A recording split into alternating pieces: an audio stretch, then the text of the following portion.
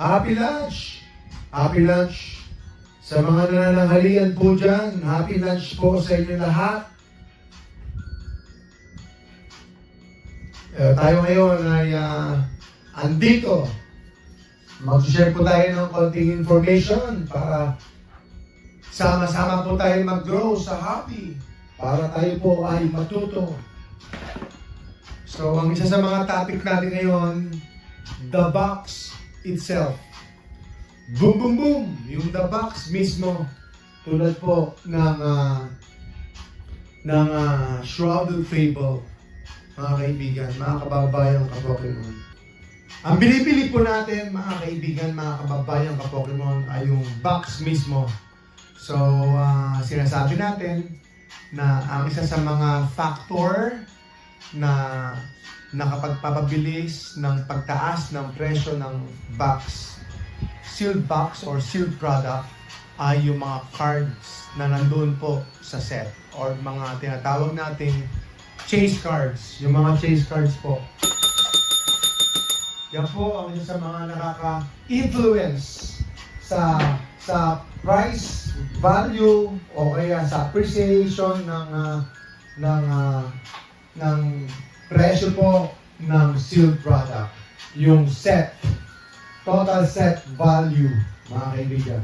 Pero, isa rin po sa mga factor, minor factor, I should say mga minor factor lang naman, na pwedeng makapagpabago ng price ng isang product. It's not just the set value, kundi bagkos ay yung mismong box. Yung collectability ng box. Yung box na lang, hindi na set value. Isa rin factor yon na pwedeng mag-rise in value yung ating mga sealed products.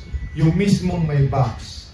So, importante po, lalo na po sa mga collector, lalo na po sa mga nagkahanap ng kanilang display, bumubuo ng kanilang display case, o kaya ng kanilang shelves or cabinet na gusto po nilang lagyan ng palamuti, ayan, accessory o kaya ibang kulay sa kanilang mga collection.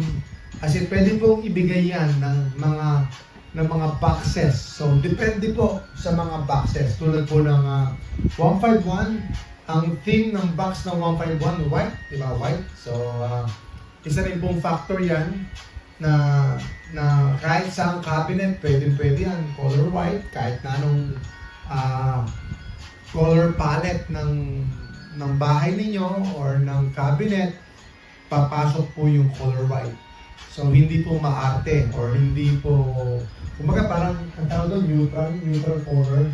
So, pwede kahit saan. So, pwede siyang bumagay kahit saan. So, isa sa mga main factor or minor, sabihin natin minor factor, yung mismong box. Dahil sa box, ay bibili po yung mga tao ng isang box na ito because the box is unique, the box is colorful, they like the box, not just the cards in the set. Hindi lang po dahil may mga cards sa set or mahal po yung mga cards na nasa set, kundi yung mismong box lang. Ayun, mismong box lang. And sometimes, that happens to me, dahil gustong-gusto ko yung box, binibili ko. Or yung box na yun, wala pa ako, so I have to buy the box. So, box lang po, isa sa mga main factor, or the box itself, yung scarcity ng box, tulad po, mga kaibigan, baka buksan natin ito, OP16, baka buksan natin OP16 na yan, one piece. So, shrouded table box. Tignan natin shrouded table box.